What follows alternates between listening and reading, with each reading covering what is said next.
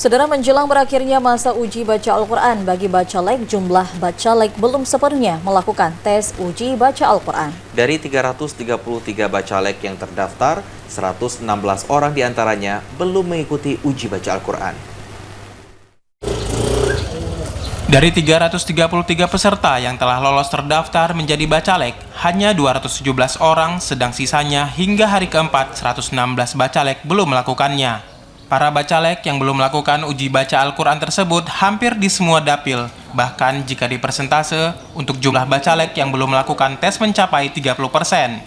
Mereka yang hingga saat ini belum melakukan uji baca Al-Quran memiliki sejumlah alasan, sehingga di saat waktu yang ditentukan banyak bacalek yang tidak mengikutinya.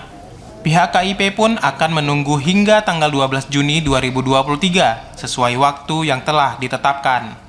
Pihak KIP juga telah menyurati pihak partai agar bisa melaksanakannya dengan batas akhir.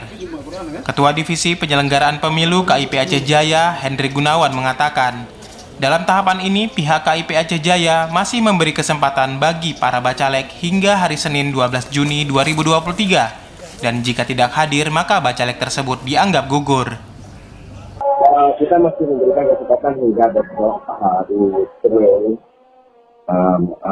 sesuai dengan jadwal yang telah ditetapkan oleh keputusan KIP Aceh. Jadi sampai dengan hari Senin tanggal 12 Juni. Jadi harapan kami ada parpol menghadirkan para bacaleknya yang belum sempat kemarin melaksanakan uji baca Al-Quran. Bacalek yang telah mengikuti uji baca Al-Quran hingga saat ini belum diketahui berapa jumlah yang memenuhi syarat karena tahapan uji baca Al-Quran masih berlangsung.